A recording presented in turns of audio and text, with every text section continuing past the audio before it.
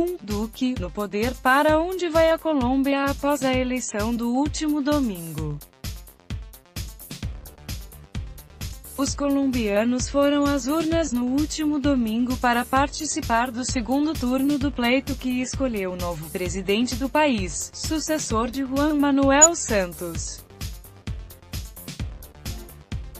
Mas o que a vitória de Iván Duque, candidato direitista, significa para a Colômbia e para a América Latina? Duque, do Centro Democrático, foi eleito ontem com 54% dos votos contra menos de 42% do esquerdista Gustavo Petro, do Movimento Progressista. Apoiado pelo ex-presidente Álvaro Uribe, o conservador teve como um de seus principais impulsos de campanha as críticas ao acordo de paz firmado entre as Forças Armadas Revolucionárias da Colômbia, FARC, e o governo de Juan Manuel Santos, considerando-o muito benevolente com os ex-guerrilheiros. Quem é o novo presidente da Colômbia? https://t.co/trendingsspeak.twitter.com/bc0x1anlac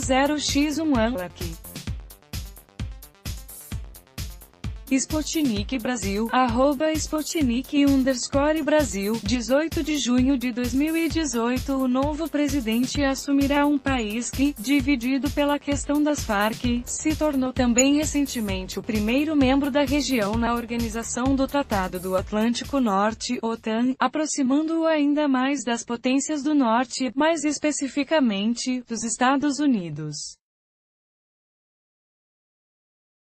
Que efeitos esses fatores poderão ter no futuro do continente? Para Paulo Velasco, professor de Relações Internacionais da UERJ e pesquisador do Centro Brasileiro de Relações Internacionais, SEBRE, há muitas semelhanças entre o presidente eleito e o antigo chefe de Estado Uribe, o que dificultaria o entendimento tanto com as Farc como com o Exército de Libertação Nacional, grupo rebelde que também vem mantendo negociações com o atual governo. No entanto, é preciso destacar diferenças entre os dois políticos, explica o analista, destacando que ainda é muito cedo para fazer afirmações sobre as possíveis ações de Duque. O próprio Iván Duque assume isso. Ele tem um perfil mais liberal, em alguns pontos, do que o Uribe, disse o especialista a Sputnik Brasil, citando pontos como igualdade de gêneros, preocupação com minorias e outras questões que não estiveram exatamente na agenda do antecessor de Santos. Segundo Velasco, no que diz respeito exatamente ao polêmico acordo de paz, ele não imagina uma reversão total dos entendimentos alcançados, mas acha plausível que mudanças sejam efetivamente adotadas, sobretudo na participação política das Farc. Como sabemos, Santos firmou um acordo com o novo partido que mantém a sigla FARC, garantido a eles, não só nas eleições realizadas, mas nas próximas também, um número definido de vagas. Mesmo que eles não recebam nenhum voto nas eleições legislativas, eles têm um número de cadeiras assegurado na Câmara e no Senado colombianos. Isso é algo que poderia eventualmente ser revisto se o Iván Duque insistisse nisso. No caso da participação colombiana na OTAN, o professor diz não ver relação direta entre a entrada da Colômbia no bloco e o resultado da eleição do último domingo.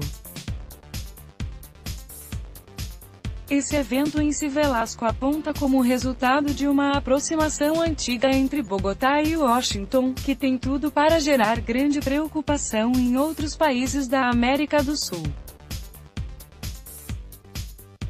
Eu vejo uma Colômbia que já há algum tempo, desde o final dos anos 1990, vem tendo uma relação muito próxima com Washington.